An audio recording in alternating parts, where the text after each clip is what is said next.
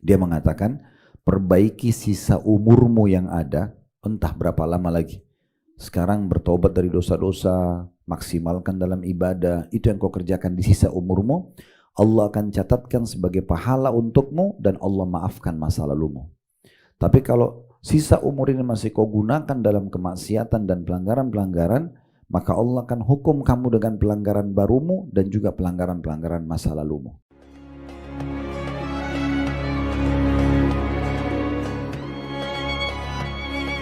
Assalamualaikum warahmatullahi wabarakatuh.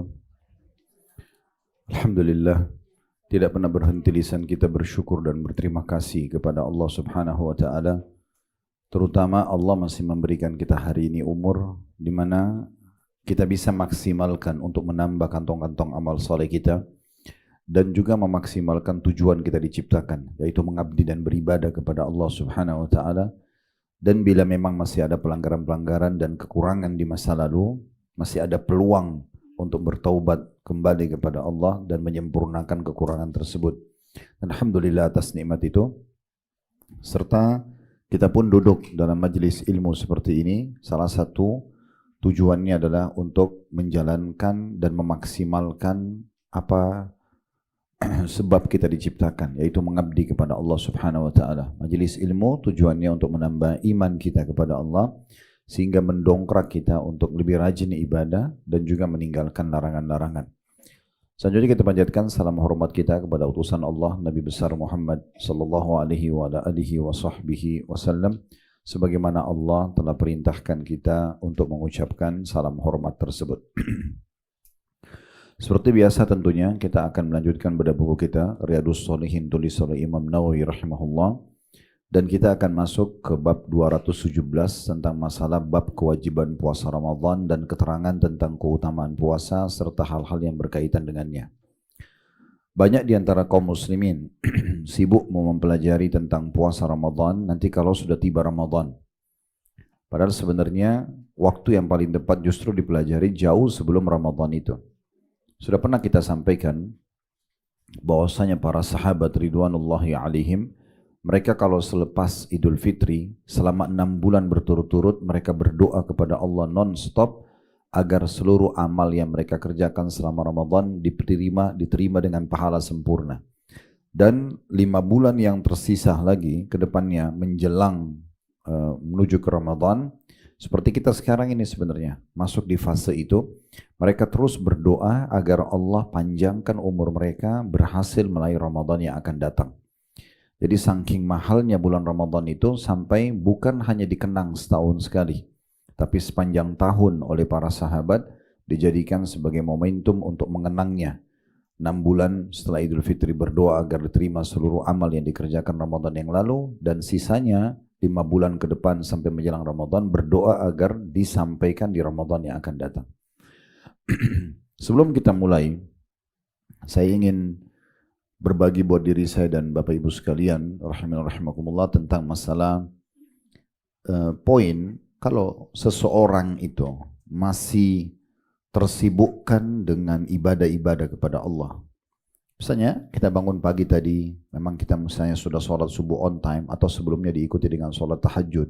Mungkin tadi juga tidak luput zikir pagi petangnya.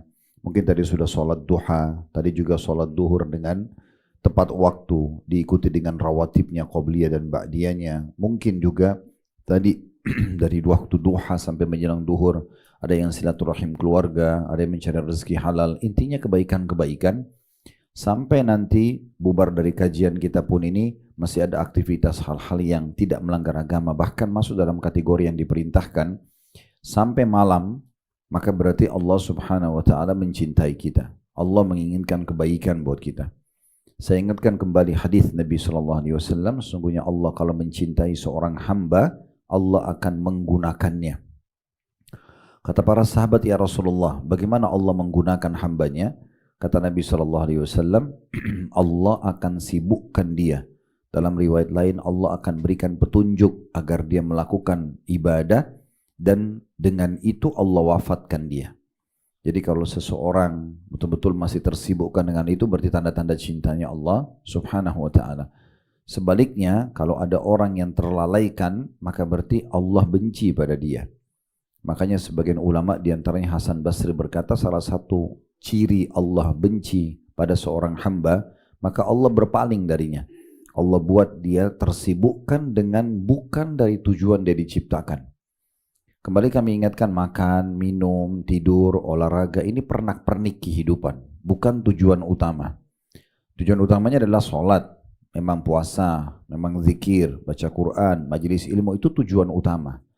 Jangan sampai tujuan utama ini tersingkirkan hanya karena pernak-pernik kehidupan. Tapi sebaliknya, pernak-pernik itu hanya melengkapi dan mewarnai saja. Para sahabat Nabi, mereka itu menyatakan statement yang menarik dalam poin seperti ini untuk memotivasi diri mereka dan motivasi orang lain.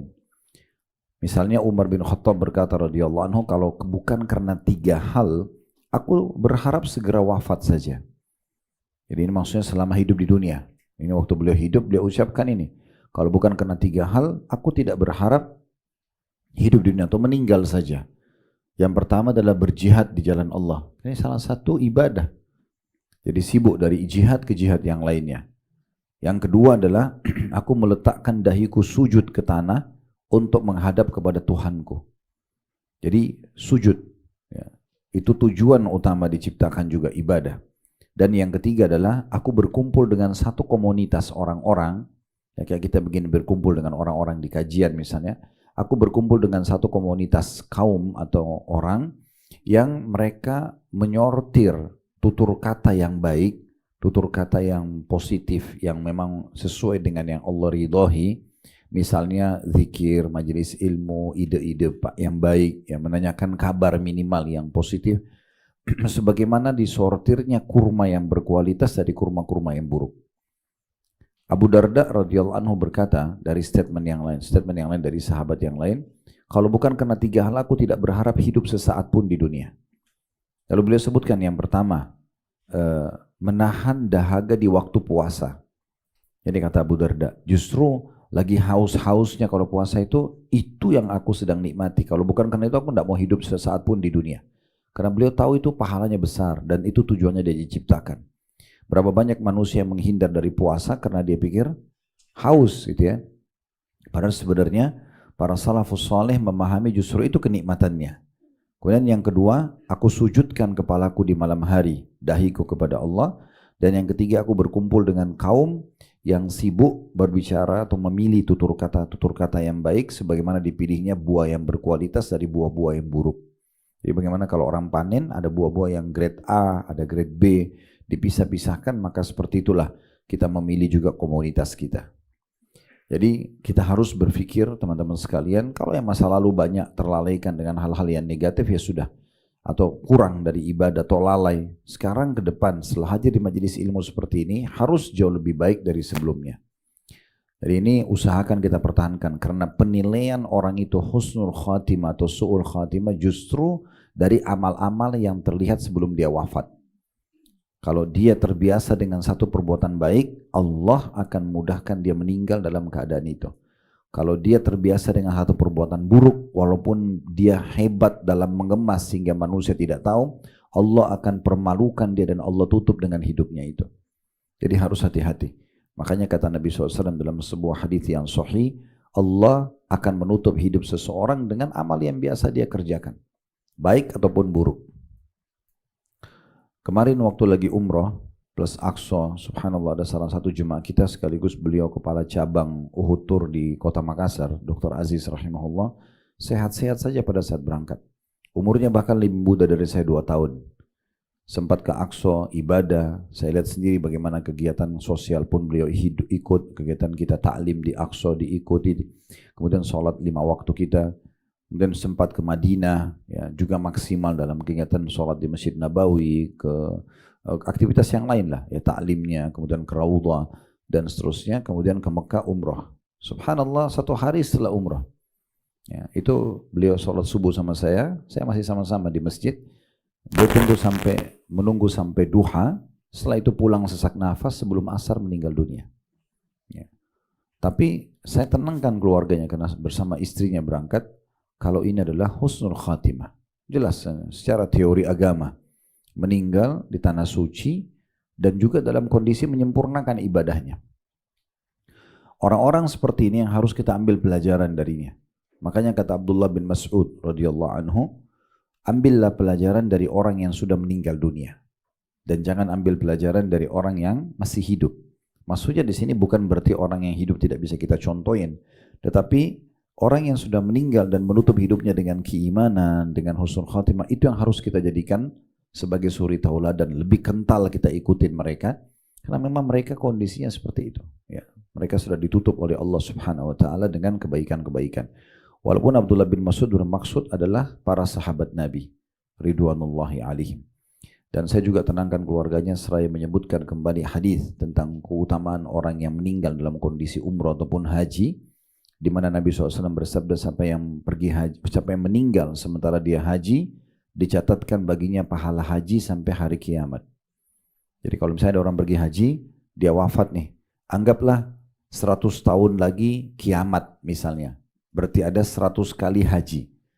Nah kalau dia meninggal tahun ini, maka dia dapat 101 pahala haji. Haji dia sama 100 tahun ke depan. Dalam kondisi meninggal, haji itu saking pentingnya orang berpikir bagaimana menutup hidupnya dengan kebaikan.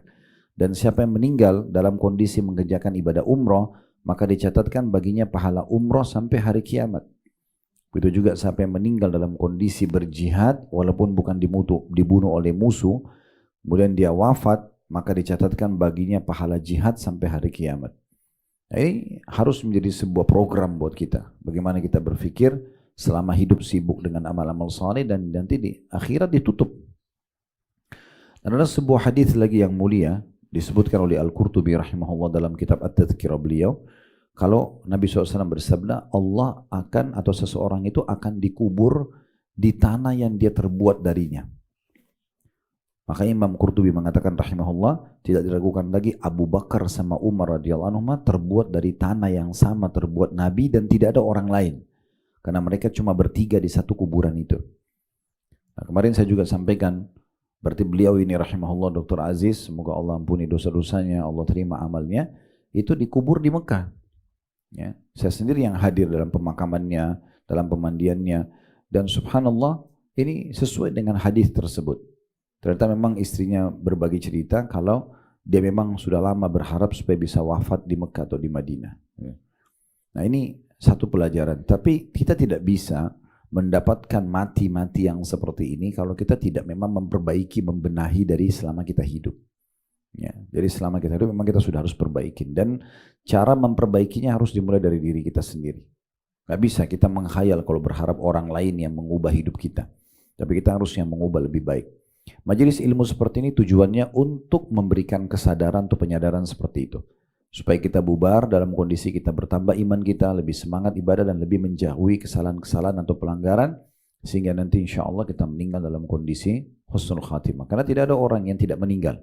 Sehebat apapun Bapak Ibu sekalian kita jaga kesehatan kita dengan olahraga yang cukup, makanan yang sehat, hidup di lingkungan dan udara yang asri, tetap aja kalau datang ajal akan meninggal dunia. Maka harus kita punya persiapan yang matang dalam masalah seperti ini. Nah, dalami ilmu-ilmu agama, terapkan dalam kehidupan kita, yang lalu sudahlah yang berlalu, sekarang ke depannya. Sebagai penutup dalam pembukaan kita ini adalah perkataan Hasan Basri rahimahullah pada saat menasihati seseorang yang sudah berumur 60 tahun. Walaupun tidak harus kita sampai 60 tahun baru berpikir seperti ini, tapi kita ambil pesan penting di ending cerita ini. Apa yang dia katakan pada saat ketemu sama seseorang, berapa umur Anda? Orang itu mengatakan 60 tahun. Lalu kata Hasan Basri, kalau begitu sudah 60 tahun engkau menuju ke Tuhanmu dan sebentar lagi engkau akan sampai. Lalu orang itu mengatakan inna lillahi wa inna ilaihi raji'un. Kami milik Allah, kami akan kembali kepada Allah. Maka kata Hasan Basri, apa kau tahu makna kata-katamu itu? Apa yang kau ucapkan tadi? Kami milik Allah, kami akan kembali kepada Allah. Berarti sadar dia punya Tuhan yang dia akan temui. Dan semua orang yang sadar akan temui Tuhannya berarti akan ada hisabnya. Amal baik dia terima balasannya, amal buruk dia terima hukumannya. Maka orang itu ketakutan seraya mengatakan kalau gitu apa solusinya? Kata Hasan Basri, ini yang kita garis bawahi, nasihatnya ini. Dia mengatakan, perbaiki sisa umurmu yang ada, entah berapa lama lagi. Sekarang bertobat dari dosa-dosa, maksimalkan dalam ibadah, itu yang kau kerjakan di sisa umurmu. Allah akan catatkan sebagai pahala untukmu dan Allah maafkan masa lalumu. Tapi kalau sisa umur ini masih kau gunakan dalam kemaksiatan dan pelanggaran-pelanggaran, maka Allah akan hukum kamu dengan pelanggaran barumu dan juga pelanggaran-pelanggaran masa lalumu. Ingat Bapak Ibu sekalian, kami di ceramah seperti ini, para teman-teman dai, apalagi guru-guru kita, para ulama, hanya bisa ngomong. Tolong jangan masuk telinga kanan, keluar telinga kiri. Didengarin baik-baik, direnungi, dipikirkan dengan pikiran, direnungi dengan hati. Diaplikasikan dengan anggota tubuh. Karena tidak mungkin teman-teman dai itu selalu datang ke rumah Bapak Ibu ingatkan setiap saat. Maka orang yang cerdas adalah orang yang dengar langsung membawa pada perubahan. Dan tidak usah peduli dengan perkataan orang. Sering kami sampaikan di kajian kita ini dan kajian-kajian yang lain ya. Orang mau bilang kamu alim, kamu so alim, kok kamu berubah, biarin aja, tidak usah peduli. Karena orang-orang yang coba menggoda kita agar lalai dari ibadah kepada Allah ini orang-orang yang jahat sebenarnya. Mereka maksimal paling tunggu di atas kuburan, habis itu mereka pergi. Tidak ada orang yang akan menunggu di kuburan. Kita harus sadar ini ya. Bertemanlah sama komunitas yang baik, sebagaimana tadi perkataan Umar dan Abu Darda, supaya bisa membawa kita pada hal yang lebih baik lagi. Nah, ini kurang lebih yang pembukaan yang kami mau sampaikan. Kemarin sebuah hikmah diambil dari perjalanan kami pada saat umroh dan kejadian yang terjadi. Dan kemarin subhanallah ada 2 jemaah kita yang meninggal dunia. Yang satu meninggal di Mekah selesai umroh, yang satu pas sudah di bandara Jeddah. Sudah melewati imigrasi, sesak nafas meninggal. Akhirnya ditahan dan dikubur di sana juga. Tapi itu kami sudah tidak bisa lagi menemani prosesinya karena memang saya pun sudah masuk harus berangkat bersama jemaah pada saat itu. Tapi alhamdulillah tim kami dan keluarganya menunggu di sana. Tapi intinya ini adalah hal-hal yang positif. Toh juga kita akan meninggal, maka pilihlah meninggal yang terbaik, tapi tidak bisa ditentukan di akhir. Harus dari sekarang kita buat planningnya, programnya supaya nanti bisa husnul khatimah. Baik, kita akan masuk bahasan kita ke bab 217 ini. Masalah bab kewajiban puasa Ramadan, dan insya Allah nanti Ramadan kita sudah tahu sama-sama di pertengahan Februari ya. Berarti sangat dekat, dia makin mundur ya. Berarti dari sekarang tinggal beberapa bulan lagi, sudah kurang dari 6 bulan ya. Dan keterangan tentang keutamaan puasa serta hal-hal yang berkaitan dengannya diangkatlah oleh Imam An-Nawawi rahimahullah. Dalil pertama ayat yang masyhur yang Allah subhanahu wa ta'ala sebutkan dalam surah Al-Baqarah 183 sampai 184 yang berbunyi, Ya ayyuhalladzina amanu kutiba alaikumus siyamu kama kutiba alal ladzina min qablikum. Kemudian di bawah di footnote yang pegang buku ada lanjutannya, la'allakum tattaqun ayyaman ma'dudat faman kana minkum maridan aw ala safarin fa iddatun min ayyamin ukhra wa 'alal ladzina yutiqunahu fidyatun ta'amu miskin faman tatawwa'a khairan fahuwa khairun lah wa an tasumu khairun lakum in kuntum ta'lamun. Agak di sini terjemahannya, wahai orang-orang beriman, diwajibkan atas kalian berpuasa sebagaimana diwajibkannya atas orang-orang sebelum kalian.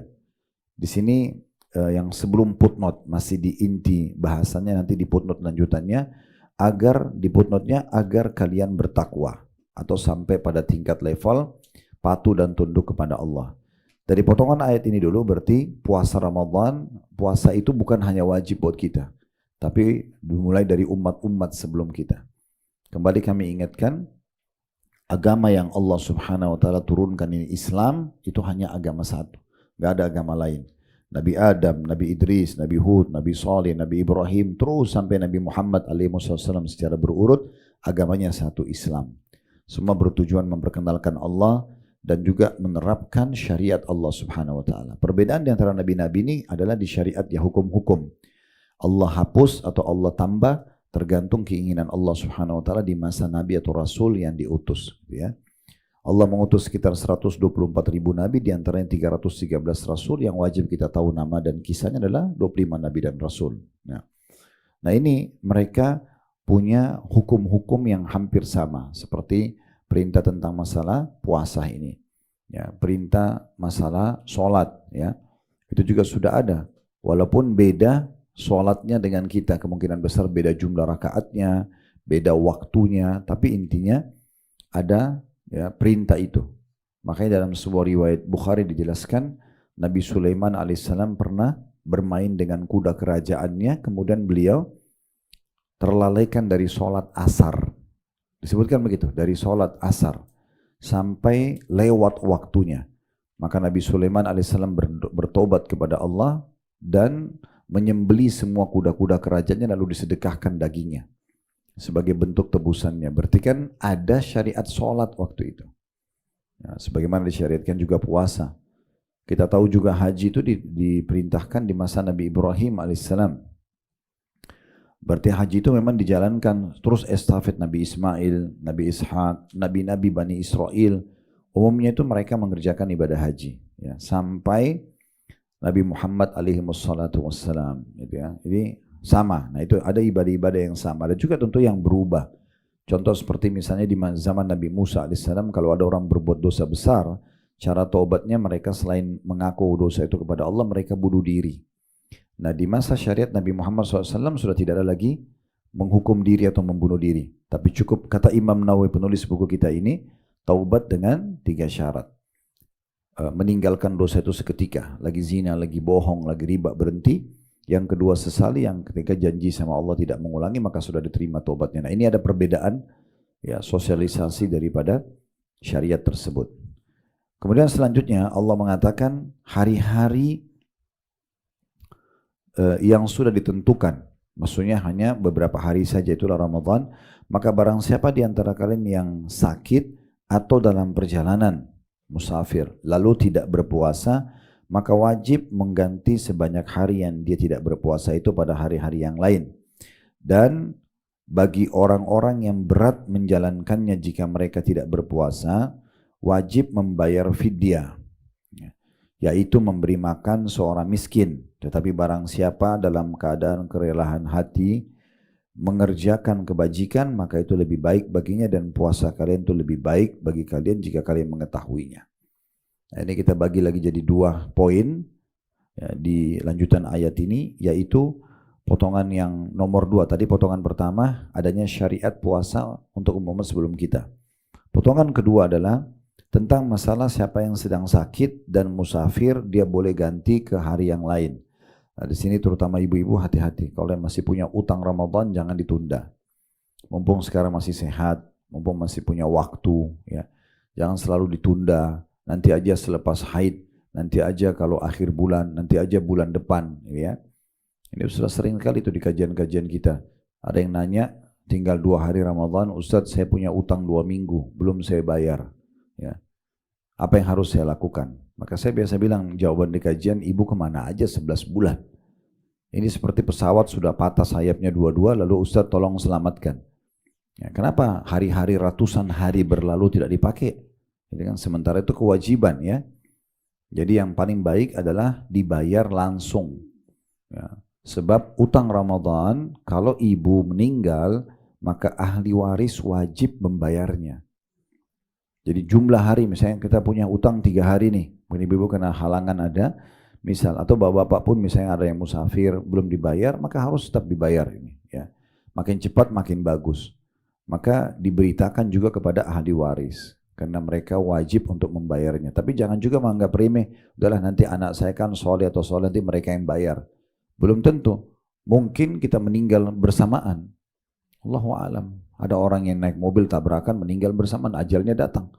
Belum tentu. Ahli warisnya habis. Karena anaknya cuma 1 atau 2 orang misal. Jadi nggak usah ditunda. Pernah juga kita singgung tentang keutamaan puasa 6 hari di bulan Syawal. Karena kata Nabi SAW, siapa yang berpuasa Ramadan sebulan penuh, lengkap, diikuti 6 hari dari Syawal, baru pahalanya sama dengan puasa setahun. Gitu kan? Berarti orang, kalau puasa Syawal dulu 6 hari, sementara utang Ramadannya masih ada 5 hari, dia sudah selesai Syawal tapi utang belum, berarti belum dicatat pahala setahun. Sampai dia bayar yang 5 hari itu. Baru kemudian dia bisa. Makanya saya sering sarankan sebuah muslimah, kami fokus ke muslimah karena kebanyakan yang punya udzur adalah wanita gitu ya. Maka selepas Idul Fitri, sehari 2 hari udah puasa aja langsung. Mumpung mesinnya masih panas nih. Hampir sebulan puasa kalau ada halangan itu ya. Lanjutin selesaikan. Maka itu jauh lebih baik. Allahu a'lam. Baik, kemudian potongan yang ketiga adalah bagi orang yang tidak bisa lagi puasa, maka mereka boleh bayar fidyah. Fidyah memberi makan satu orang satu hari sesuai dengan porsi yang kita makan. Atau kita keluarkan 2,5 kilo beras mirip dengan ukuran zakat fitrah. 2,5 kilo beras per hari. Nah tapi ini harus ada udur ya. Udur itu misalnya tua banget, sudah pikun, tidak bisa puasa. Nggak mungkin, tapi masih hidup. Lewat Ramadan wajib puasa, kalau dia tidak mampu maka dibayarkan fidyah, gitu kan? Atau orang yang dalam kondisi gaibubah. Gaibubah itu kayak orang yang masuk rumah sakit tapi belum meninggal, cuma dalam kondisi tidak sadar. Ya, karena biasa orang begitu ya, tidak sadar sampai sebulan. Nah, ini tetap harus ada fidyahnya, gitu ya. Atau orang yang kena penyakit kronis tidak memungkinkan untuk puasa. Nah, itu baru membayar fidyah, ya. Dan saya termasuk berpegang pada pendapat kalau wanita hamil ataupun menyusui itu bukan fidyah saja, tapi dia tetap membayar puasanya karena dia punya kemampuan. Kalau sekarang dia hamil, nanti habis melahirkan tetap aja dia bisa puasa. Dia masih muda, masih sehat, ya. Karena orang hamil itu berarti masih sehat otomatis. Maka jangan menggampang-gampangkan hukum karena ini khusus bagi orang-orang yang betul-betul punya udzur. Bahkan pendapat yang kami pegangi, wanita yang sedang hamil atau menyusui itu lebih sempurna, dia bayar utang dan dia bayar juga fidyah. Dia bayar juga fidyah sejumlah hari yang dia tidak berpuasa. Namun Allah mengatakan, ketahuilah kalian berpuasa itu jauh lebih baik. Secara syar'i di sisi Allah Subhanahu wa taala, orang yang puasa walaupun dia itu memaksakan diri, tetap itu lebih baik sisi Allah Subhanahu wa taala. Makanya para sahabat Nabi seperti Utsman bin Affan radhiyallahu anhu di umur sudah 80 tahun masih puasa. Ya, di hari beliau terbunuh di tangan kaum Khawarij waktu itu, beliau lagi puasa. Dalam sebuah riwayat disebutkan beliau sempat bermimpi tertidur sejenak di siang hari sebelum beliau terbunuh, lalu beliau melihat Nabi SAW dalam mimpi yang mengatakan bahwasanya, hai Utsman, bersabarlah, engkau akan berbuka puasa bersama kami. Setelah beliau terbangun, masuklah para pemberontak lalu membunuh beliau. Dan cukup banyak di antara tabi'in begitu. Umur sudah sangat tua, 80, 90 mereka tetap masih puasa. Karena mereka sangat yakin ini adalah jenis ibadah. Kalau meninggal pun berarti dalam kondisi meninggal husnul khatimah, kan gitu. Makanya Allah bilang puasa lebih baik. Dari sisi pahala besar, dari sisi kesehatan juga bagus. Ya, seperti itulah. Baik, itu kita membahas tadi Al-Baqarah 183 sampai 184. Kemudian diangkat Imam Nawawi rahimahullah Al-Baqarah juga masih Al-Baqarah ya, 183 sampai 185 ya. Ini tepatnya 185-nya. Kalau tadi sudah kita baca 183 184, sekarang 185-nya. Syahrul Ramadan alladhi unzila fihi al-Qur'anu hudan lin-nasi wa bayyinatin minal huda wal furqan faman syahida minkumus syahra falyasum wa man kana maridan aw ala safarin fa iddatun min ayyamin ukhar. Al-ayah. Artinya beberapa hari yang telah ditentukan itu, maksudnya bulan Ramadan, bulan yang di dalamnya diturunkan Al-Qur'an. Itu salah satu keutamaan bulan Ramadan karena bulan diturunkan Al-Qur'an. Dan semua yang ternisbatkan pada Al-Quran pasti mulia. Ya. Kemuliaan Nabi Muhammad SAW karena beliau salah satunya membawa Al-Quran. Jibril dikenal karena menurunkan Al-Quran. Gitu ya. Kemudian bulan Ramadan dikenal lebih jauh karena memang bulan diturunkan Al-Quran. Karena Al-Quran itu kalamullah. Dia bukan makhluk. Memang Allah Subhanahu Wa Taala yang menyampaikan perkataan-perkataannya yang mulia. Gitu ya. Dan Imam Ahmad rahimahullah berjuang walaupun harus dipenjara, dihukum untuk mempertahankan kalau Al-Quran adalah kalamullah, bukan makhluk. Jadi dia memang betul-betul mulia sekali Al-Quran. Al-Quran ini sudah dicatat di Lauhul Mahfuz jauh sebelum manusia diciptakan. Gitu ya. Jadi ini memang kitab yang sangat mulia. Jadi apapun yang ternisbatkan, makanya para penghafal Quran mulia karena Al-Qurannya juga. Ya. Jadi kalau mau mulia, maka selalu interaksi sama Al-Quran. Makanya Nabi SAW menjadikan Ramadan sebagai momentum untuk Al-Quran. Para salafus saleh, kalau tiba Ramadan, mereka bahkan ada yang menutup usahanya dan sibuk membaca dan mengkhatam Al-Quran. Ya. Dikatakan Al-Quran itu sebagai petunjuk bagi manusia, bukan hanya sebagai petunjuk bagi orang-orang beriman. Berarti siapa saja yang mau ambil petunjuk di situ, baik berhubungan dengan urusan dunia apalagi urusan akhirat, maka bisa mendapatkan manfaatnya. Ya. dan penjelasan-penjelasan mengenai petunjuk itu dan pembeda antara yang hak dan batil. Ya. Ini pernah kita sampaikan kisah seorang arsitek dari Jerman masuk Islam itu karena Al-Quran. Ya. Dia selalu menjadikan referensi dia untuk gambarnya itu diantara selain buku-buku modern juga buku-buku klasik. Bagi dia diantaranya buku klasik adalah Al-Quran. Dan akhirnya dijadikan sebagai rujukan dia. Satu waktu dia bangun rumah karena dia terinspirasi dengan firman Allah Subhanahu wa taala. Ini waktu dia masih dalam keadaan kafir ya, waktu masih Kristen. Dia membaca ayat tentang surga. Kenapa surga itu atau jannah dalam bahasa Arab selalu diikuti istilahnya tajri min tahtil anhar, mengalir di bawahnya sungai. Ada rahasia apa? Kenapa di bawahnya mengalir sungai? Gitu kan? Bukan dikatakan terjangkau oleh mata ahli surga sungai. Jadi artinya sungai itu betul-betul nampak di bawah mata dan istana itu ada di atas sungai ya, seperti itu. Maka karena penasaran dia pun akhirnya membuat bangunan dia coba di tanah dia sendiri. Kemudian dia ganti dia buat lantai itu yang biasanya pakai granit, marmer diganti dengan kaca dan dibuat air mengalir di bawah lantai kaca itu seluruh rumahnya gitu ya. Setelah selesai dia bangun, dia pun pergi berangkat ke beberapa negara Eropa menawarkan produk dia, gitu ya, gambar dia. Setelah dia balik sekitar 2 minggu dalam kondisi dia letih karena banyak lembur, dia nggak pulang ke rumahnya yang ada istrinya, tapi dia ke rumah baru yang dia bangun yang dia belum pernah tempatin. Yang tadi lantainya kaca, di bawahnya air gitu. Begitu dia masuk dan dia nyalain semua panel listriknya, termasuk suara air yang mengalir di bawah lantai, dia bilang, saya heran, saya duduk dalam 5 menit saja di ruang tamu saya, tiba-tiba semua penat yang 2 minggu itu hilang. Itu pengakuan dia gitu ya. Maka karena penasaran, dia pun coba matikan panel-panel listrik satu persatu untuk mencari dari mana ketenangan yang didapatkan itu.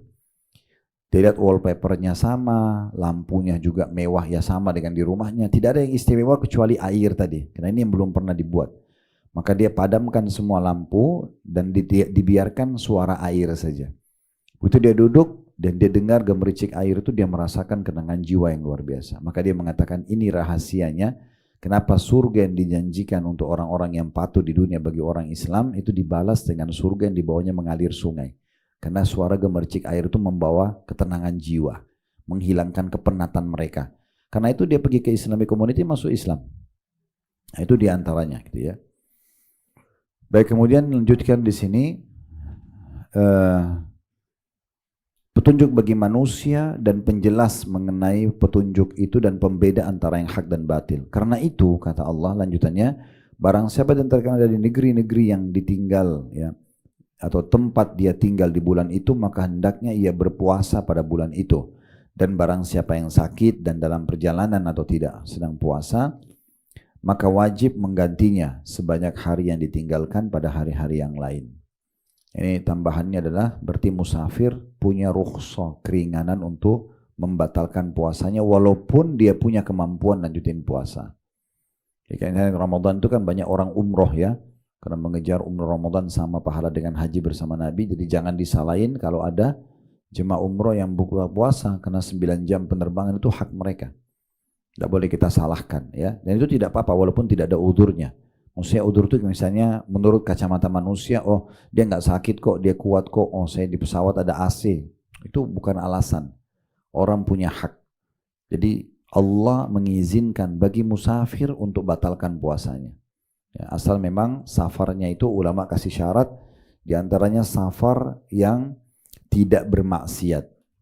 Jadi bolehnya mengqasar sholat dan jama', bolehnya membatalkan puasa gitu ya. Itu semua kalau safarnya karena ketaatan. Umroh, haji, jihad, nuntut ilmu, cari rezeki, nah itu yang boleh. Kalau orang pergi maksiat tidak masuk dalam masalah ini ya. Jadi ini jelas-jelas.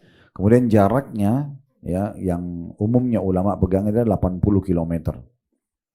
Baru dianggap jarak safar. Walaupun ada pendapat kecil dari ulama yang mengatakan tidak harus 80 km, tetapi umumnya berpegang pada pendapat ini, dinukil dari pendapat Ibnu Umar radhiyallahu anhu yang memberikan gambaran jarak antara Mekah sama Jeddah kurang lebih 80 km. Baik, itu tadi adalah ayat Al-Quran yang bicara tentang masalah Ramadan dan beberapa ilmu yang bisa kita korek. Sekarang kita masuk ke hadis pertama berhubungan dengan masalah puasa Ramadan. Ini urutannya nomor 1223 dari awal belajar. Abu Hurairah radhiyallahu anhu berkata bahwasanya Rasulullah SAW bersabda, qala Allah azza wa jalla, kullu amal ibni Adam lahu illa siyam fa innahu li wa ana ajzi bih was siyamu junnah. فإذا كان يوم صوم أحدكم فلا يرفث ولا يصخب فإن سابه أحد أو قاتله فليقل إني صائم والذي نفس محمد بيدي لخلوف فم الصائم أطيب عند الله من ريح المسك للصائم فرحتان يفرحهما إذا أفطر فرح بفطره وإذا لقي ربه فرح بصومه. Allah Azza wa Jalla berfirman, semua amal anak Adam adalah baginya kecuali puasa. Sesungguhnya ia bagiku, hanya besar kata ganti Allah, bagiku, dan aku, hanya juga besar kata ganti Allah ya, aku yang akan membalasnya. Puasa adalah tameng. Ada footnote nomor 737 di bawah tentunya ya. Tameng dari neraka ya, atau perbuatan maksiat. Kemudian dikatakan, jika atau karena itu, bila salah seorang di antara kalian sedang berpuasa, maka janganlah berbuat rafath. Ada footnote lagi, 738 di bawah, kata-kata buruk. Ya, lebih tepatnya sebenarnya sini kata syahwat kepada selain pasangan halal. Ya, sayang, cinta, rindu, dan segala macam ini omong kosong yang bukan pada pasangan halal gitu ya. Kemudian wala yaskhab, tidak boleh juga berteriak-teriak. Bahasa sakhab masih di footnote 738 dikatakan artinya berteriak-teriak, bertengkar, ribut. Orang kalau lagi puasa tidak boleh. Fa in sabahu ahadun aw qatalahu falyakul inni shaim. Kalau seandainya ada orang yang coba mengajaknya berkelahi, ribut, maka hendaklah ia mengatakan aku sedang puasa. Demi zat yang jiwa Muhammad ada di tangannya, N-nya besar, kata ganti Allah, maksudnya demi Allah, bau mulut orang yang berpuasa itu lebih harum di sisi Allah daripada minyak wangi misk atau kasturi. Orang yang berpuasa mempunyai 2 saat yang membahagiakan. Bila dia berbuka puasa, maka dia berbahagia dengan bukanya. Dan bila berjumpa dengan Tuhannya nanti di hari kiamat, maka dia berbahagia dengan pahala puasanya. Muttafaqun alaih. Masih ingat ini? Bukhari dan Muslim, muttafaqun alaih. Dan ini adalah lafaz riwayat Al-Bukhari. Berarti lafaz Imam Muslim mirip-mirip tapi sedikit ada perbedaan. Imam Nawawi memilih riwayat Bukhari yang diangkat. Kita masih lanjutkan dulu ya.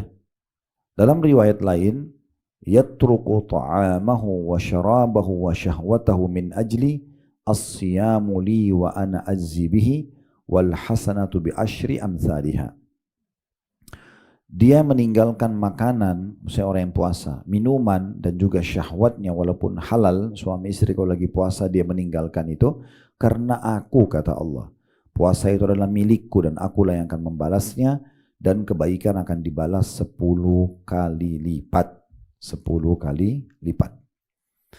Dalam riwayat Muslim, ini masih di nomor urut yang sama ya. Kullu amal ibni Adam yudha'af al-hasanatu bi asyri amthaliha ila 700 dhi'f.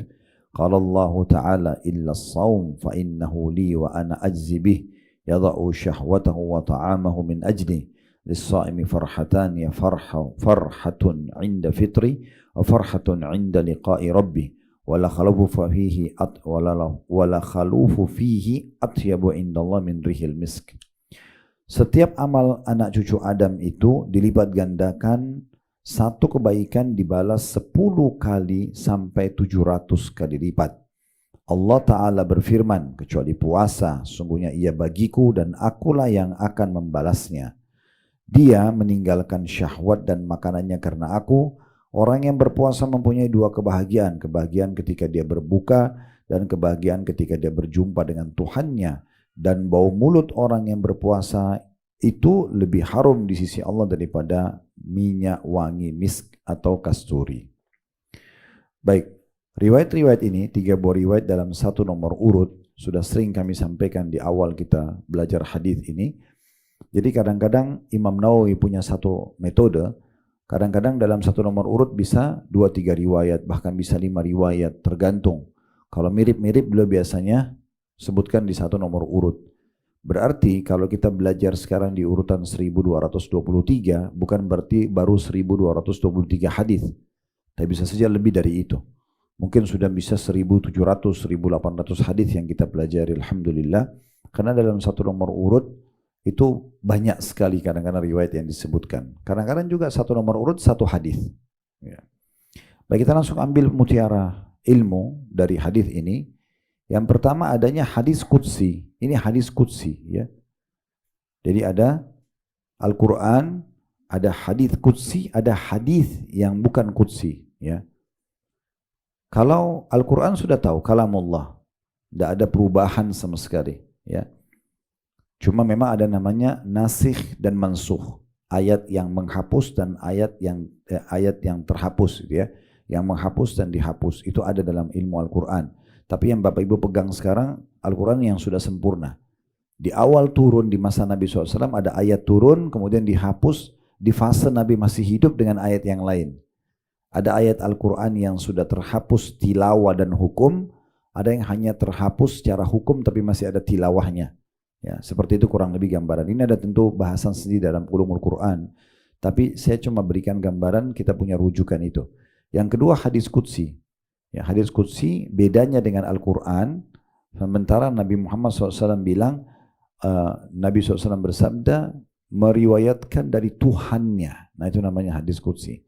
Bedanya sama Al-Quran, dia tidak ditulis dalam Al-Quran, tapi dia disebutkan oleh Nabi SAW. Bedanya dengan hadis biasa, kalau hadis biasa Nabi langsung bilang, lakukanlah ini, kerjakanlah ini, tanpa mengatakan dari Allah Azza wa Jal. Nah kita perhatikan hadis kita, Allah Azza wa Jal berfirman, gitu ya. Ini padahal sebenarnya hadis. Ini namanya hadis qudsi, ya. Tentu hukumnya sama dengan hadis-hadis secara umum, ya. Kapan dia kuat secara sanad, isi hadisnya, dan matan, sanad itu jalur orang yang menyampaikan hadis, misalnya fulan dari fulan dari fulan dari sahabat Nabi dari Nabi, atau matan, isi daripada hadis, dua-duanya sempurna, maka dinyatakan sahih, gitu ya. Kalau dia di bawahnya sedikit dinyatakan hasan, ya. Kalau dia di bawahnya lagi dinyatakan dhaif atau lemah, gitu ya. Di bawah daripada ini itu adalah hadis maudhu, hadis palsu, nggak bisa dipakai, gitu ya. Nah seperti itulah. Dia ada hukum sendiri dalam masalah ini, tapi sedang tidak bahas sekarang itu. Intinya sebenarnya hadis-hadis itu punya level-level dalam penerimaan. Nah biasanya kalau sudah ada penyebutan riwayat Bukhari Muslim, umumnya ulama mengatakan sahih. Ya, karena dua imam ini, Imam Bukhari dan Imam Muslim ini sangat ketat dalam mencatat hadis. Mereka sangat ketat. Mereka tidak mau sembarangan menukil hadis dalam buku mereka. Imam Bukhari itu syaratnya ketat sekali. Misalnya dia dengar ada satu orang sampaikan hadis di ujung Irak, maka dia pergi ke sana. Salah satu syarat dia menulis hadis di bukunya, di Sahih Bukhari, dia harus ketemu sama orang. Yang ngucapin siapa? Oh si fulan, dia pergi cari. Betul nggak? Kalau ketemu orangnya, sebelum dia ketemu orangnya, dia tanya dulu orang di sekitar kota itu. Misalnya orang itu tinggal di Jakarta Selatan misalnya. Dia datang ke Jakarta Selatan, kaum muslimin kenal nggak si fulan? Nah, ada nggak ulama-ulama yang rekomendasikan dia, gitu ya?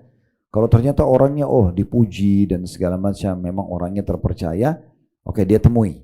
Setelah dia temui, baru dia bicara lagi, benar nggak? Ada hadis ternukil dari anda begini, begini, begini. Kalau benar, nah baru Imam Bukhari catat. Itu pun belum ditulis di bukunya. Beliau tambah dengan satu syarat lagi, beliau istikharahkan dulu. Salat 2 rakaat, kalau hatinya tenang baru ditulis. Makanya umumnya ulama ahli sunnah mengatakan kitab yang paling sahih setelah Al-Quran adalah kitab Sahih Bukhari. Karena memang semua dalamnya adalah hadis yang sahih. Nah baru datang setelahnya Imam Muslim. Kalau Imam Muslim perbedaannya dia tidak harus ketemu. Yang penting orang itu terpercaya, benar, ada yang puji, ada ulang puji, udah bagi dia cukup. Nah seperti itu. Biasanya kalau digabung keduanya dikatakan muttafaqun alaih. Nah perhatikan hadis kita ini di halaman 758 ada yang di bold tebal itu muttafaqun alaih. Lihat ya. Itu berarti diriwayatkan oleh Bukhari Muslim, disepakati oleh keduanya. Ini berarti hadisnya adalah hadis yang sahih. Baik, itu pelajaran pertama tentang masalah adanya hadis qudsi dan derajat-derajat hadis tentunya. Pelajaran yang kedua, semua amal ibadah anak Adam itu sudah ditentukan kadar pahalanya, kecuali puasa. Ya. Artinya Allah SWT sudah tentukan kecuali puasa. Maknanya berarti puasa itu adalah ibadah yang paling besar pahalanya. Tidak ada yang mengalahkan pahala puasa. Walaupun sholat lebih utama daripada puasa, ya, karena dia rukun Islam yang kedua, baru kemudian datang zakat lalu puasa, tetapi tetap saja secara balasan puasa itu lebih besar. Ya, sebagaimana dinukil dalam hadis ini. Semua amal ibadah anak Adam sudah ditentukan kadar pahalanya, kecuali puasa, kata Allah. Alasannya kenapa? Karena aku akan balas secara langsung.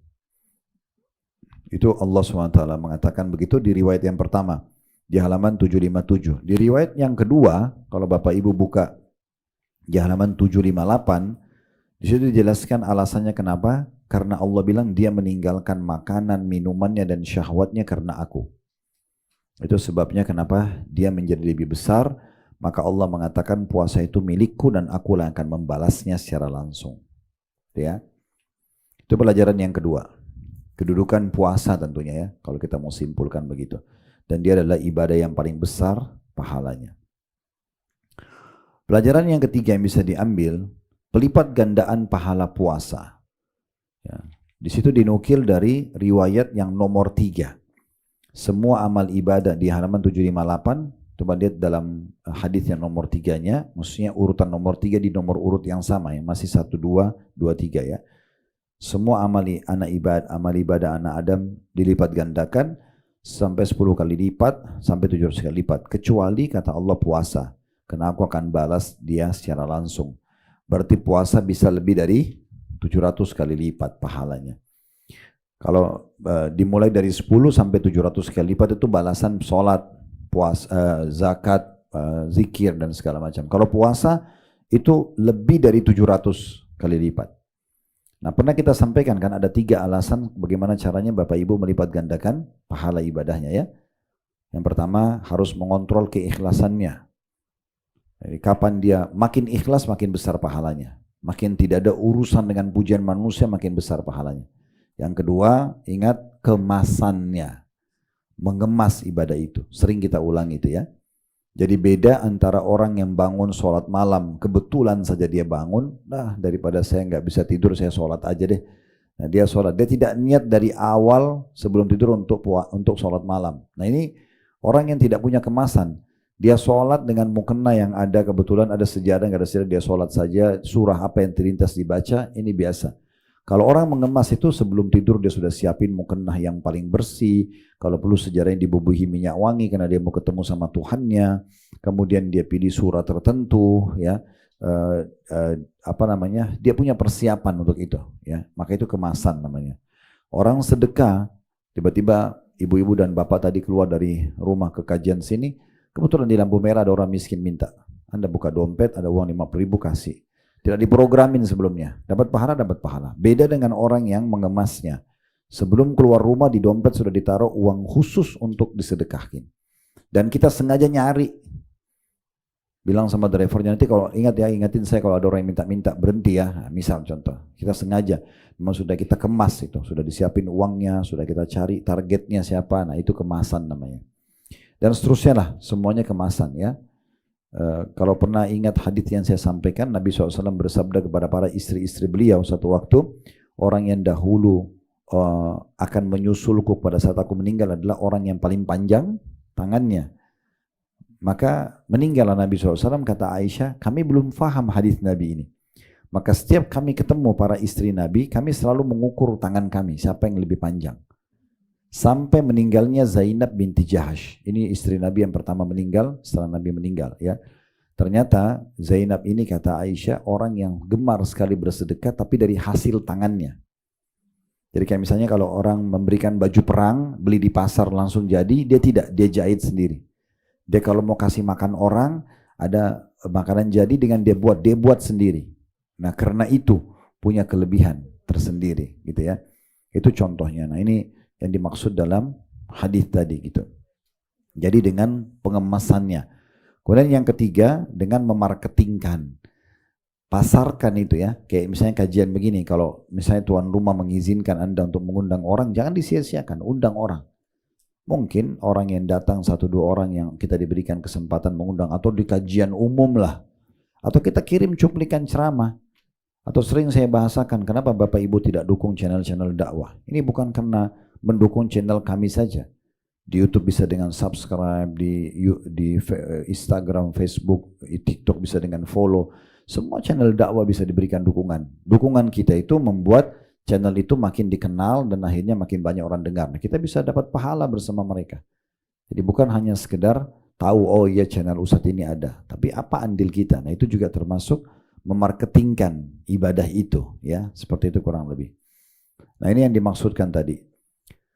Kemudian selanjutnya kita masuk itu faedah ketiga ya, tentang masalah adanya pelipat gandaan pahala ya puasa sampai lebih dari 700 kali lipat. Kemudian pelajaran yang keempat, puasa itu tameng dari api neraka. Makna lainnya kata Imam Nawawi, tameng dari maksiat. Ini dua-duanya masuk dalam makna ya. Kalau saya pilih dua-duanya. Dia tameng dari api neraka karena ada sebuah hadis yang dinukil oleh Al-Mundhiri dalam kitab Sahih, dalam kitab Targhib wa Tarhib, disahihkan oleh Syekh Albani.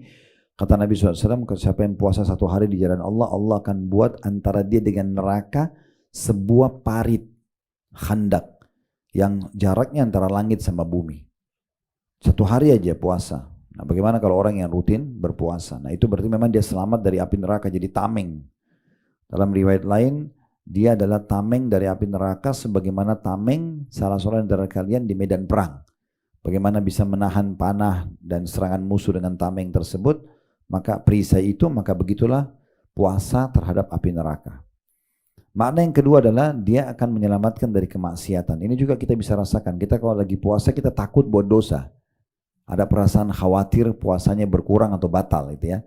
Nah itu berarti memang puasa akan menjadi tameng dari pelanggaran-pelanggaran agama. Itu yang dimaksud dengan wassiyamu junnah.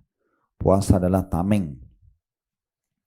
Itu di hadis riwayat pertama juga disebutkan ya di halaman 757. Kemudian pelajaran yang kelima yang bisa diambil, untuk menyempurnakan pahala puasa maka tidak boleh rafath dan sakhab. Rafath mengucapkan kata syahwat. Ya tadi sudah kita bilang ya, rindu, sayang, tapi selain pasangan halal. Kalau suami istri masih boleh. Yang tidak boleh membatalkan puasa kalau terjadi hubungan biologis, maaf itu ya. Tapi kalau gandengan tangan, orang bertutur kata yang santun gitu kan. Bahkan Nabi SAW pernah mengecup Aisyah di bulan Ramadan, itu tidak masalah. Tetapi yang dimaksud sini adalah rafath melakukannya pada selain yang halal.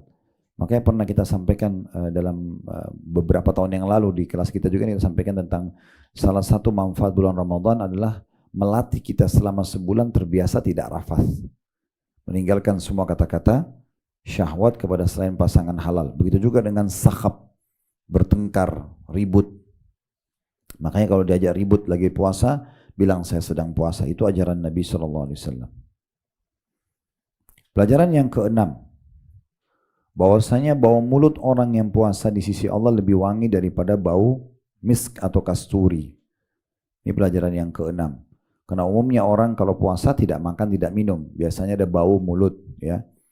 Nah, walaupun di sini sudah pernah kita jelaskan, boleh dan itu sudah menjadi fatwa umum ulama, orang puasa tetap sikat gigi, tetap bersiwak, tetap menggunakan mouthwash, ya itu nggak masalah. Tapi karena dia tidak makan dan minum, biasanya masih ada saja bau ya. Tapi itu di sisi Allah Subhanahu wa taala lebih wangi daripada bau kasturi. Ya, ini tentu yang dimaksud adalah di sisi Allah Subhanahu wa taala. Apakah maknanya nanti hari kiamat di surga orang yang puasa Allah akan buat bau mulutnya seperti kasturi, atau memang ini adalah bahasa kemuliaan di mana Allah muliakan mereka.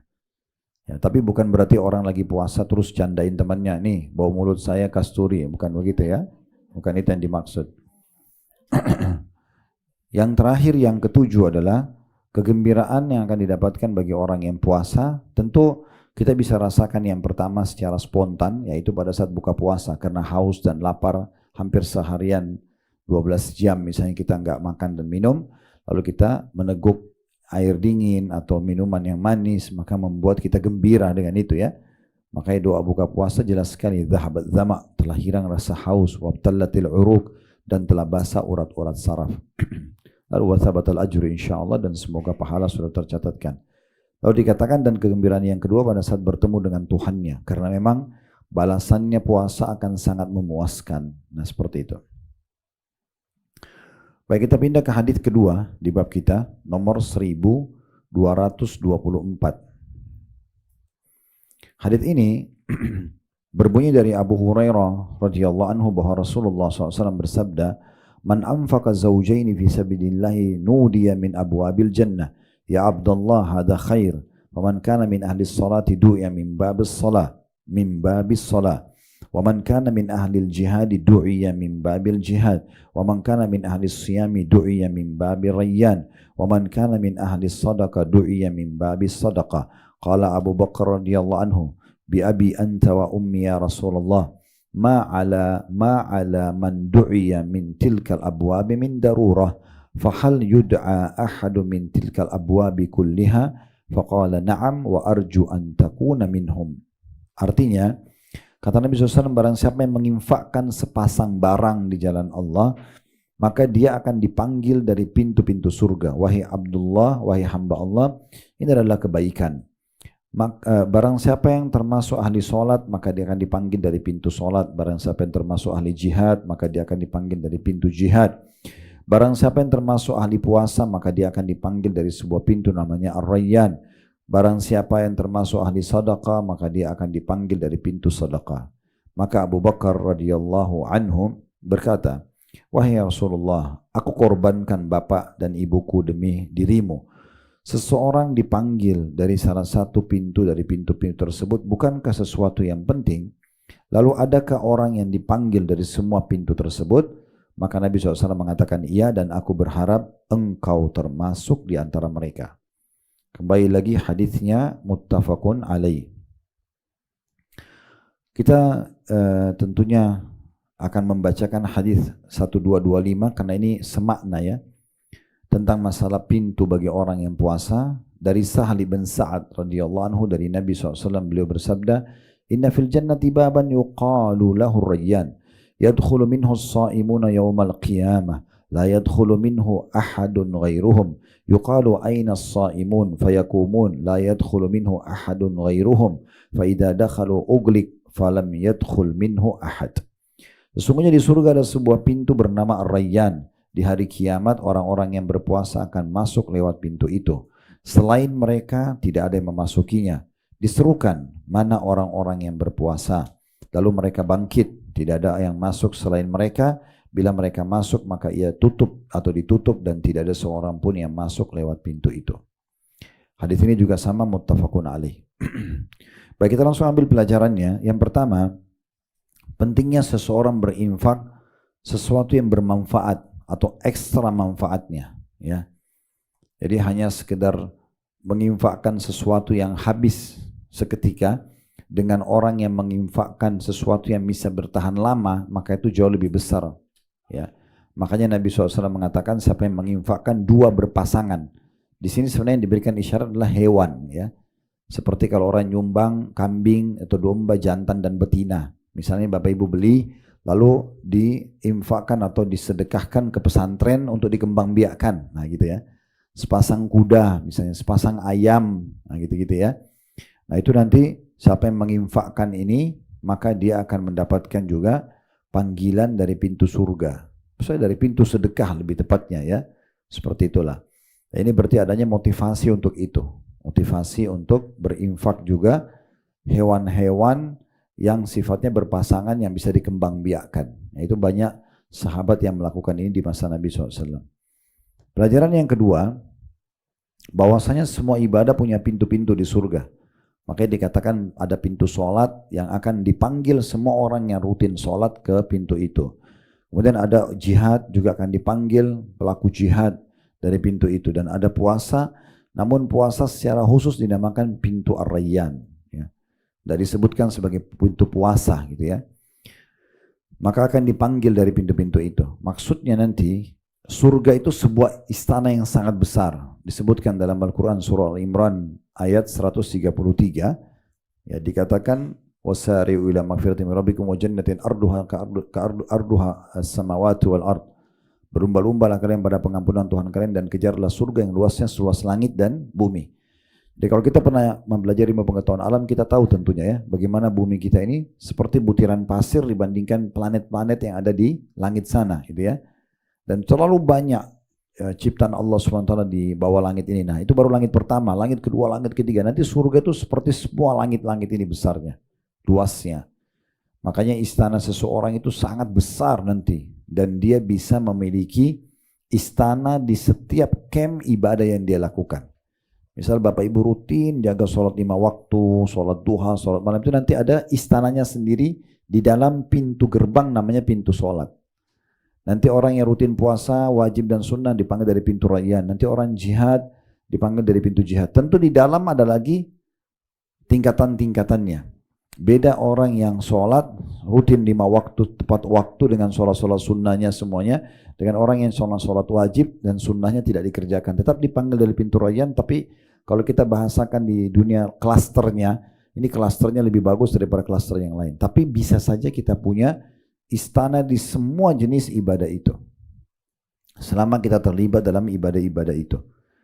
Nah, ini pelajaran juga yang bisa diambil dari hadis ini. Tepatnya pelajaran yang kedua gitu ya. Kemudian pelajaran yang ketiga yang bisa diambil adalah adanya orang yang dipanggil dari semua pintu itu. Dan Abu Bakar akan menjadi pemimpinnya. Makanya Nabi Abu Bakar ini dengan sangat cerdas mengatakan, ya Rasulullah, betapa luar biasanya orang kalau dipanggil dari pintu-pintu ibadah itu. Sholat akan dipanggil, dia punya istana, puasa akan dipanggil. Ini luar biasa pentingnya. Ada enggak orang yang dipanggil dari semua pintu itu? Karena semua ibadah dia kerjakan. Kata Nabi SAW, iya, dan saya berharap kamu salah satunya. Maknanya kamu adalah orang yang terpilih untuk itu. Ya, berarti bukan mustahil kita bisa mendapatkan ini. Nah, ini himbauan saja, saran saja. Bapak Ibu sekalian, coba ambil sebuah kertas, di garis tengah-tengahnya ditulis ibadah yang sudah istiqomah, di sebelahnya ibadah yang belum istiqomah. Ya, tulis saja masing-masing ibadah istiqomah apa? Sholat 5 waktu misalnya. Contoh, ibadah istiqomah apa lagi? 2, 3, zikir misalnya, bakti orang tua misalnya. Terus kita tulis, ya. Cari setelahnya ibadah yang kita tidak istiqomah. Misal sholat duha saya biasanya seminggu cuma 2 hari saya sholat. Ditulis dia belum istiqomah. Puasa Senin Kamis misalnya, atau zikir pagi petang, atau membaca 1 juz Al-Quran sehari misalnya. Nah, setelah kita tahu ibadah yang kita tidak istiqomah ini, coba mulai benahi di sini. Dan jangan biarkan umur berlalu tanpa kita benahi. Usahakan kita meninggal dalam kondisi sempurna. Ngerti nggak? Kita cari mana yang kita belum istiqomah. Misalnya ibu-ibu anggaplah yang paling gampang difahami istiqomah itu pakai jilbab misalnya. Udah istiqomah, saya nggak mau lagi, nggak buka jilbab saya. Nah, oke, itu betul istiqomah di situ kan. Nah, cari yang tidak istiqomah yang mana. Yang tidak istiqomah ini kita mulai susun, diprogramkan. Mulai kita kerjakan. Misalnya kita belum sholat duha, baru seminggu 2 hari kita sholat. Atau kadang-kadang kita sholat sebulan cuma sekali, 2 rakaat kapan ada kesempatan. Sekarang benahi dulu tuh. Mulai sekarang harus saya kerjakan sholat duha rutin setiap hari walaupun cuma 2 rakaat. Dan saya sudah pernah ajarkan tipsnya untuk mengerjakan ibadah harus dipaksakan. Baru bisa gitu ya. Nah, ini poin penting yang harus digarisbawahi tentunya. Nah, ini kita benahi gitu ya. Ibadah-ibadah kita sama dengan kalau ketaatan dengan kemaksiatan. Ketaatan yang sudah kita kerjakan apa, kemaksiatan masih kita buka apa, susun. Masih bohong, masih ini, masih itu. Lalu baca ancamannya dosa itu, lalu kita komitmen mulai sekarang paksakan saya akan berhenti bohong, saya akan berhenti riba, saya akan berhenti zina. Harus, dan programin, minta sama Allah agar sebelum meninggal sempurna. Nah gitu. Supaya kita meninggal dalam kondisi bisa mendapatkan semua pintu-pintu ini. Pintu-pintu ketaatan tadi ya, dan bisa maksimal. Ada satu poin pernah saya sampaikan kalau masih ingat ya. Firman Allah Subhanahu wa taala tentang surga. Setelah menyebutkan surga itu, jannah tajri min tahtiha al-anhar, di bawahnya mengalir sungai, umumnya Allah menyebutkan khalidina fiha. Artinya apa? Kekal. Baik, fahami kekal ini dari 2 sisi. Yang pertama, artinya kita kalau masuk surga tidak akan keluar. Udah kekal selamanya. Kepemilikannya abadi. Gitu ya. Itu positif. Gak ada masalah, saya yakin kita mudah fahami ya. Makanya Imam Ahmad mengatakan rahimahullah, ketenangan seseorang muslim itu justru setelah kakinya masuk ke dalam surga. Karena kalau sudah masuk surga tidak akan keluar selamanya dan kekal. Sekali ibu dan bapak punya istana itu tidak akan pernah terwariskan pada orang lain. Karena tidak ada kematian, nggak akan dirampok orang lain. Pokoknya kepemilikan abadi. Kalau dunia ini kan kepemilikan sementara. Contoh rumah kita atas nama kita. Kita kalau meninggal pindah ke ahli waris. Berapa banyak orang sekarang beli rumah, rumah itu dibangun oleh orang dulu, dia niat nikmati, begitu dia meninggal dijual sama ahli warisnya. Orang lain yang nikmati, kan begitu. Kendaraan, tas, apa saja itu kepemilikan dunia semua sementara. Tapi di akhirat, khalidina fiha. Sekali kita miliki, abadi punya kita. Gak akan pindah tangan, gak terwarisi, tidak ada kematian, tidak ada perampokan dan segala macam. Itu positif. Tapi makna yang kedua perlu saya ajak Bapak Ibu renungi. Maknanya khalidina fiha, sekali Bapak Ibu masuk ke level itu, misal contoh ada 100 level di surga, ini contoh saja. Kita dengan amal yang kita kerjakan selama ini kita masuk ke level 45 misalnya. Masuk nih, tak khalidina fiha, kekal selamanya. Artinya nggak bisa naik ke level 46. Tangkap nggak ini? Nggak bisa naik ke level 50. Untuk pindah ke level 50 dari dunia dibuat. Makanya tadi saya bilang benahin itu. Karena kita kalau satu kali masuk di level 45 tidak bisa pindah. Udah di situ aja. Nggak turun, nggak naik. Jadi nanti kita hanya bisa lihat orang yang di level 70. Oh enak benar orang itu ya. Oh dulu hanya kena puasa Senin Kamis. Coba dulu saya puasa Senin Kamis. Dan tidak ada manfaatnya.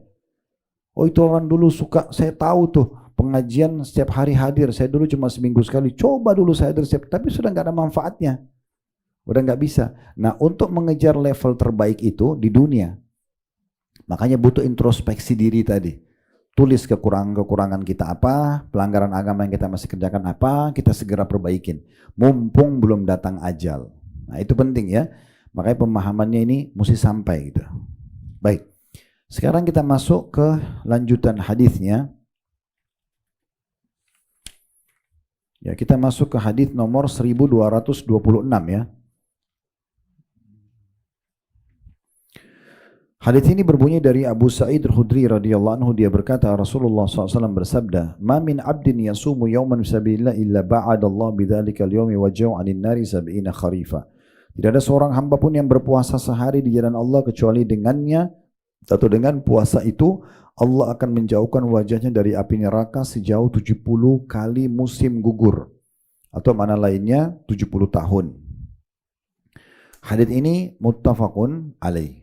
Ya, disepakati oleh Bukhari dan Muslim. Langsung kita ambil faedahnya tentunya, yaitu yang pertama, pentingnya seseorang mengikhlaskan ibadah puasa dan ibadah-ibadah umumnya. Karena di sini untuk mendapatkan keutamaan dijauhkan dari api neraka sejauh 70 musim atau 70 tahun harus fi sabilillah, ikhlas karena Allah itu. Ya, maknanya. Makanya dikatakan tidak ada seorang hamba pun yang berpuasa sehari di jalan Allah, maksudnya karena Allah.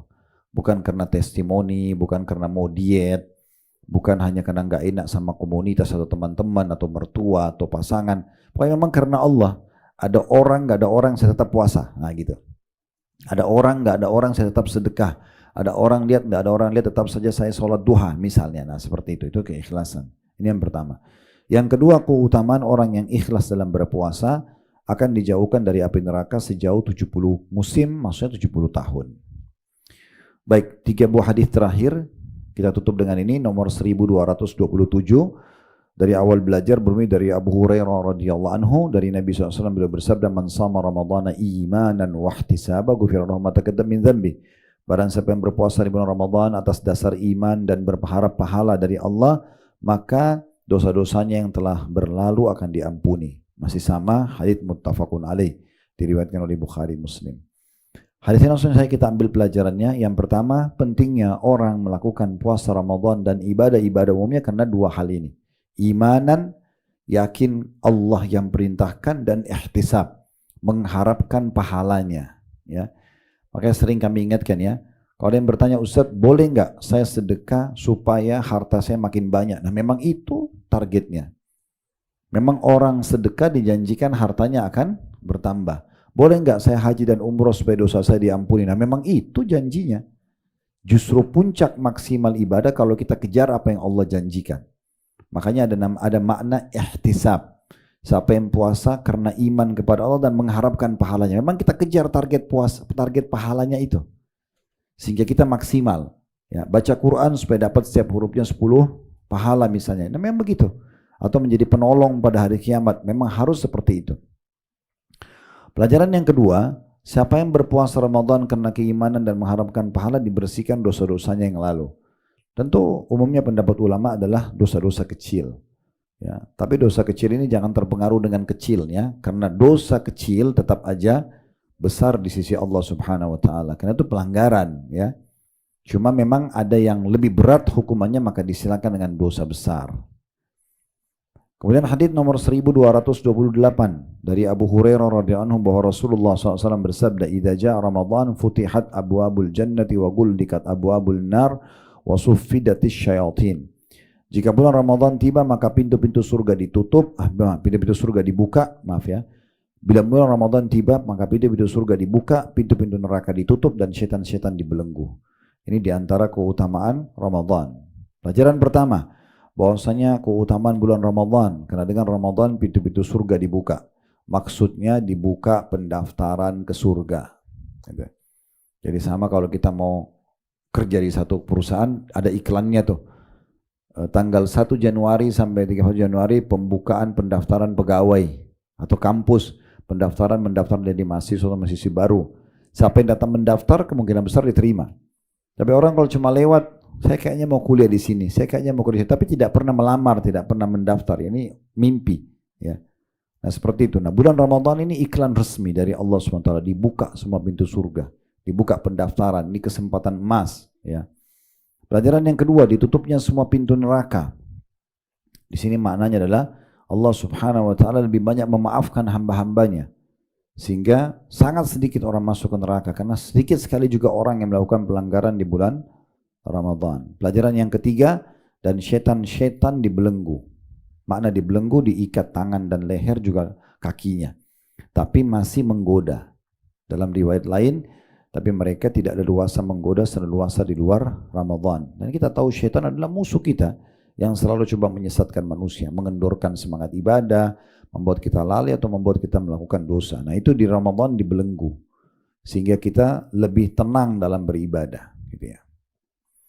Hadis terakhir di bab kita nomor 1229 dari Abu Hurairah radhiyallahu anhu bahwa Rasulullah SAW bersabda, "Sumu li ru'yati wa aftiru li ru'yati fa in gumma fa in ghabiya alaikum fa akmilu iddata sya'bana 30." Berpuasalah karena melihat hilal dan berbukalah karena melihatnya. Bila awan menghalangi kalian, maka sempurnakanlah jumlah bulan Sya'ban menjadi 30 hari. Hadis Bukhari Muslim juga, dan lafaz ini lafaz Imam Bukhari. Dalam lafaz Imam Muslim, fa in gumma alaikum fasumu 30 yauma. Bila awan menghalangi kalian maka berpuasalah 30 hari. Perlu digarisbawahi, yang perlu kita garis bawahi adalah kita sedang berpegang pada bulan-bulan Hijriyah, ya. Ramadan bulan Hijriyah tentunya, ya. Dan bulan Hijriyah umumnya 29. Jarang sekali 30. Beda dengan Masehi. Masehi bahkan ada yang sampai 31, ya. Kalau bulan Hijriah enggak ada, 29. Kalau tertutup bulan baru mereka sempurnakan 30. Enggak bisa lihat untuk masuk bulan depan, ya udah berarti baru masuk 30. Ini berlaku di Ramadan dan luar Ramadan, ya, tentunya. Ini perlu digarisbawahi. Makanya Nabi SAW pernah bersumpah tidak akan mendatangi istri-istri beliau selama sebulan. Karena waktu itu sudah pernah kita ceritakan bagaimana Hafsah mengajak istri-istri Nabi yang lain untuk minta kenaikan nafkah, dan Nabi akhirnya tidak setuju karena itu perintah Allah untuk nafkah tersebut jumlahnya. Maka Nabi SAW bersumpah tidak akan mendatangi istrinya selama sebulan.